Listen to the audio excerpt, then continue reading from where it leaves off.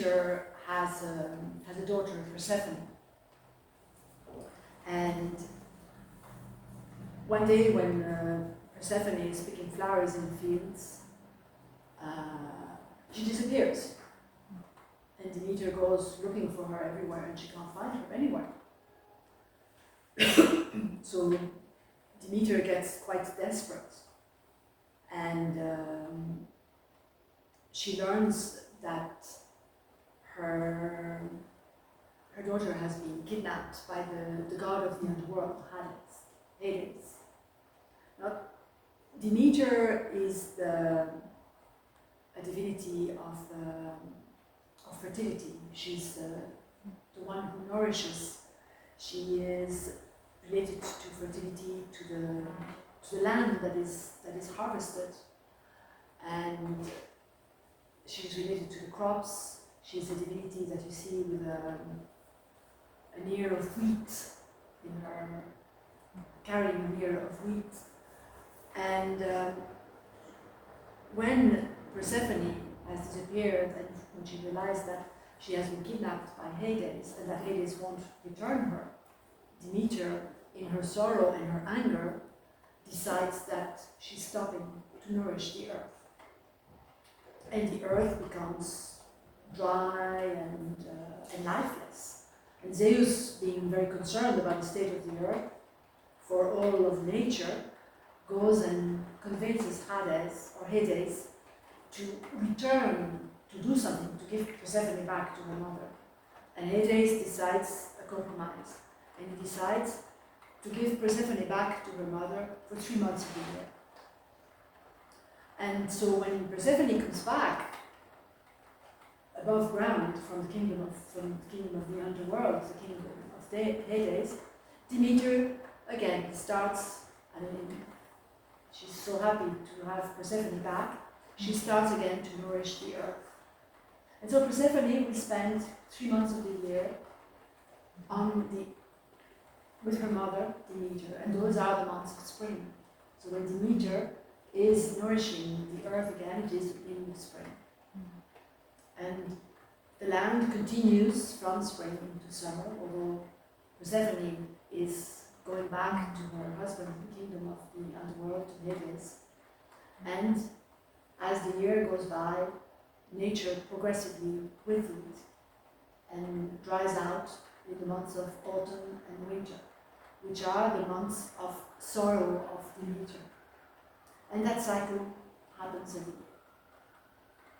So Demeter needs to be a mother. She needs to be a mother. She needs to be able to nourish, to nurture her child, her children.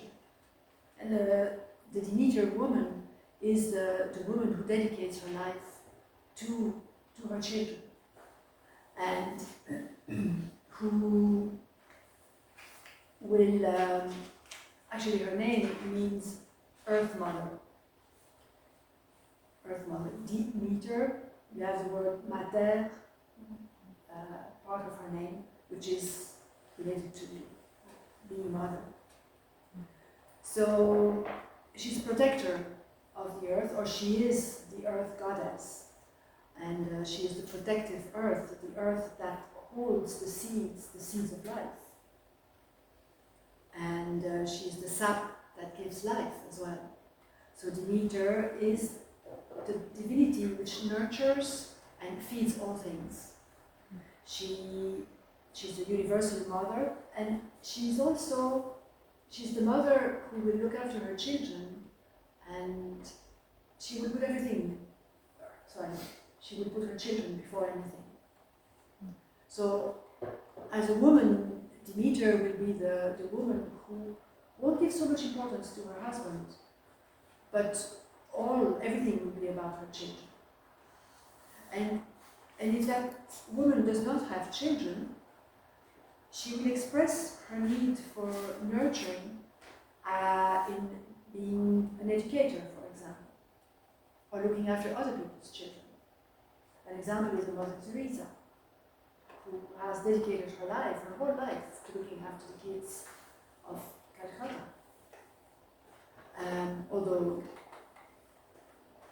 She never had children herself, but she's an expression of Demeter.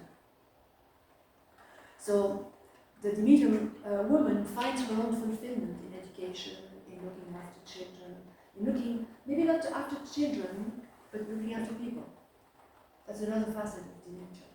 It is the woman who will give of herself for others, in whatever way is necessary, in whatever way she can. And she, in a family life, her spouse is not so important. And a Demeter woman can bear that her husband might have an affair, but once he comes home and the kids are safe, that's the most important thing for her. So she's the protector of other people's lives, really.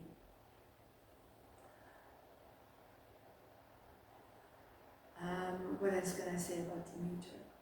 She can, in her more shadowy side, she can think that she's the best mother in the world. She can be an overbearing mother. The mother who will look after her child so much that she will do everything for the child and prevent the child from growing. That's the darker side of Demeter. It's an excess. She would suffocate her child. So that's the mother who does too much and who cannot say no to her child and will allow the child anything that he or she wants. So, in a brighter side, Demeter is really that giving, that nurturing divinity. She's the